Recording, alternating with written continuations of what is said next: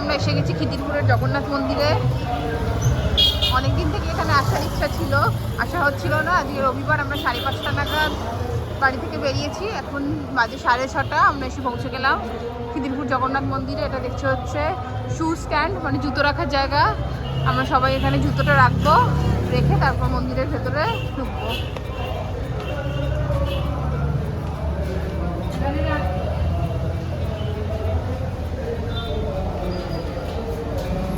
সবার একসাথে রাখতে হবে। জুতো রাখা হয়ে গেছে। এই দেখো, এটা হচ্ছে মন্দির।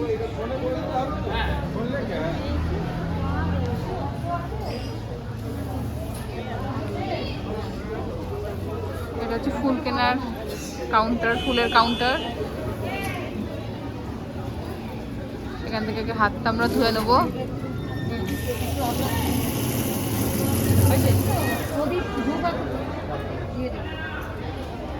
এটা যদিও এটা 2024-25-এর, কিন্তু ফেস্টিভ ক্যালেন্ডারটা দেখলে তোমরা একটা আইডিয়া করতে পারবে কবে কবে কি এখানে ফেস্টিভ্যাল হয়।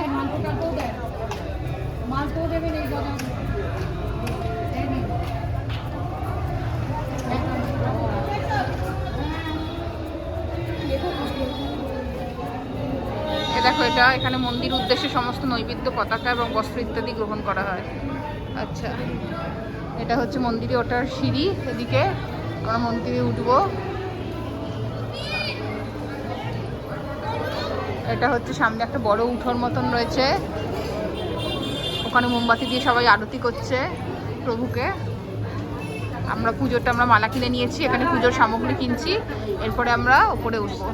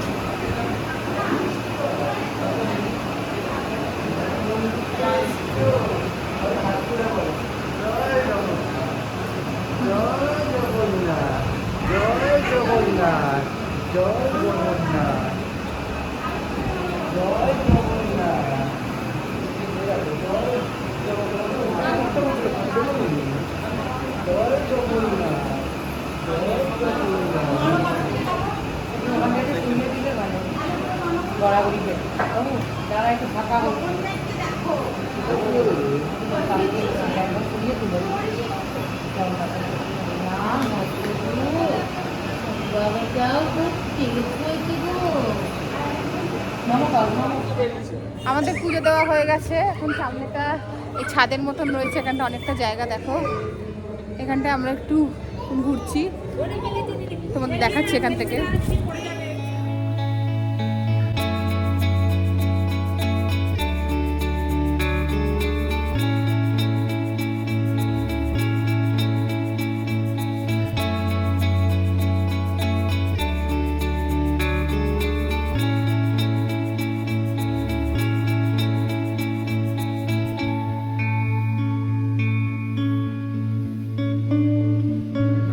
এখানে এখন অন্নপ্রসাদ দেওয়া হচ্ছে, আমরা এখন এখানে একটু অন্নপ্রসাদ নিচ্ছি।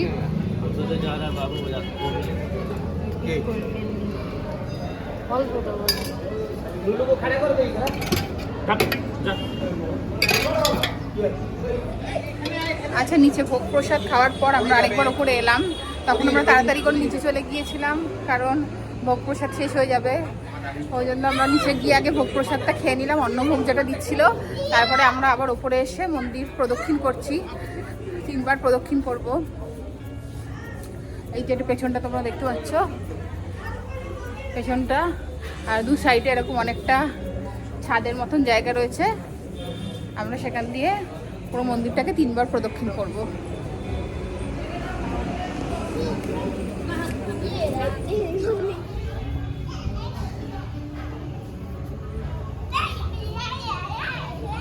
কতবার করো? 3 বার তো? না না, হনুমান।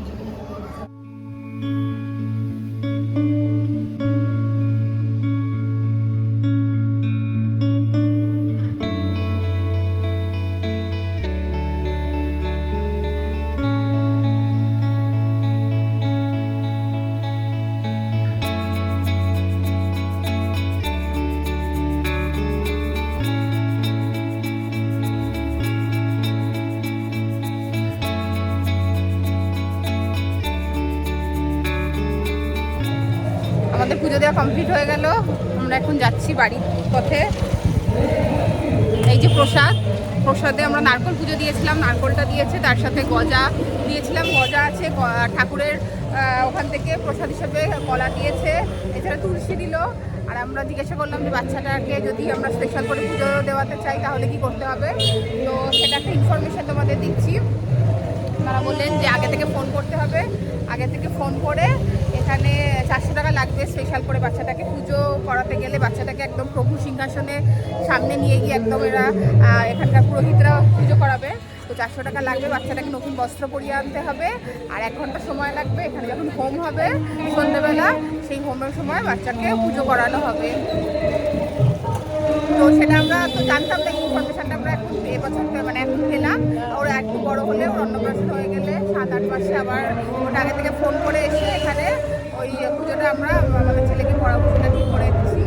তো যাই হোক, চলো এখন আমার বাড়ির দিকে যাওয়া যায়।